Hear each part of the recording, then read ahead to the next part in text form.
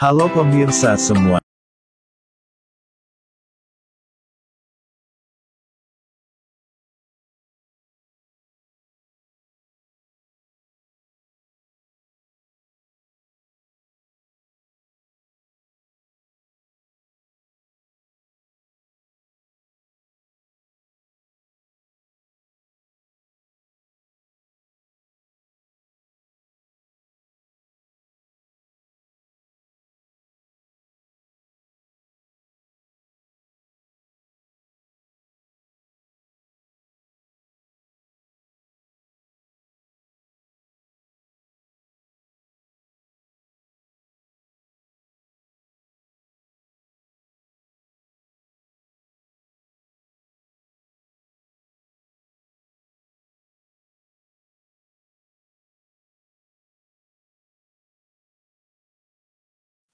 Kumandang azan berawal dari diskusi para sahabat Nabi Muhammad SAW kala itu.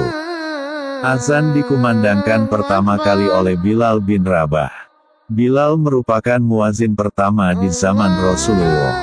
Bilal dipilih Rasulullah karena memiliki suara lantang yang merdu, mampu menghayati kalimat-kalimat azan, berdisiplin tinggi dan berani. Fungsi azan yang pertama tentu sebagai tanda sudah tiba waktu untuk melaksanakan sholat fardu. Dengan adanya azan ini, seorang muslim akan mengetahui waktu sholat 5 waktu. Seperti subuh, zuhur, asyar, maghrib, dan isya. Selain itu azan menjadi pengingat umat untuk menghadap kepada Allah Subhanahu wa Ta'ala. Dan fungsi azan selanjutnya tak kalah menakjubkan adalah sebagai pengusir setan. Ketika azan dikumandangkan, maka setan akan menjadi tidak nyaman dan pergi. Sebagaimana Abu Hurairah menceritakan tentang hal ini, bahwa Rasulullah SAW bersabda sebagai berikut. Apabila diserukan azan untuk sholat, syaitan pergi berlalu dalam keadaan ia kentut hingga tidak mendengar azan. Dan bila muazin selesai mengumandangkan azan, ia datang hingga ketika diserukan iqamat ia berlalu lagi. Hadis riwayat Bukhari Muslim. Dan azan yang benar menurut Islam dikutip dari Google ialah, azan yang dikumandangkan oleh muazin, haruslah terdengar oleh orang yang tidak berada di tempat sang muazin melakukan azan. Hal tersebut bisa dilakukan dengan cara mengeraskan suara atau dengan alat pengeras suara. Yaitu hendaklah muazin adil dan amanah dalam waktu-waktu sholat. Dan selanjutnya, azan yang benar menurut Islam ialah, harus memiliki suara yang bagus, tidak asal bersuara azan, apalagi azan yang iramanya sangat tidak beraturan, dan menggelitik telinga. Rasulullah SAW bersabda kepada sahabat Abdullah bin Zaid, pergilah dan ajarkanlah apa yang kamu lihat dalam mimpi, kepada Bilal. Sebab ia memiliki suara yang lebih bagus daripada suaramu. Jadi yang dijelaskan Rasulullah SAW tersebut dalam sabdanya kepada sahabat Abdullah bin Zaid, ialah berkaitan dengan suara yang lebih bagus, tentunya pasti suara yang merdu, nyaman, damai, jelas ucapan kalimat azannya dan enak didengar.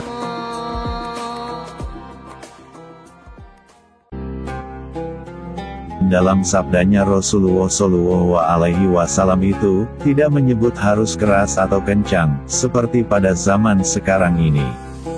Di zaman Rasul pastilah belum ada yang namanya speaker, toa, ataupun pengeras suara seperti saat ini, jadi sang muazin mengumandangkan azan hanya cukup semampunya, agar terdengar oleh umat Islam lain di sekitarnya, agar pada tahu, jika sudah tiba waktunya untuk melakukan sholat. Tidak hanya di zaman Rasulullah saja, bahkan di zaman para wali, atau wali songo di tanah Jawa pun demikian. Jadi sang muazin mengumandangkan azan, dengan suara bagus, dan semampunya, tanpa pengeras suara, yang penting terdengar oleh umat Islam lainnya. Bahwasanya, saat azan itu, sudah tiba waktunya untuk berkumpul di masjid, untuk melaksanakan ibadah sholat secara berjamaah, atau secara bersama-sama.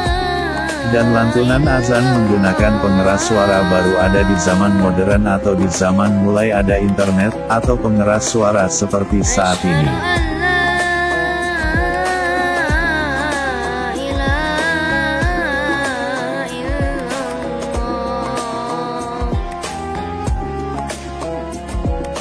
Jadi kesimpulannya, bagi muazin atau umat Islam yang hendak mengumandangkan azan, hendaknya sudah tahu, atau diberitahu oleh kiai, ulama ataupun ustadz, ataupun tokoh agama tentang tata cara mengumandangkan azan yang baik dan benar, dan tidak harus keras dan kencang sampai terdengar antar provinsi, cukup didengar di sekitaran tempat kamu melakukan azan saja, dan jangan berlebihan, dikarenakan di zaman modern seperti sekarang ini, di mana-mana sudah banyak masjid, bahkan satu RT bisa terdapat 10 masjid berpengeras suara.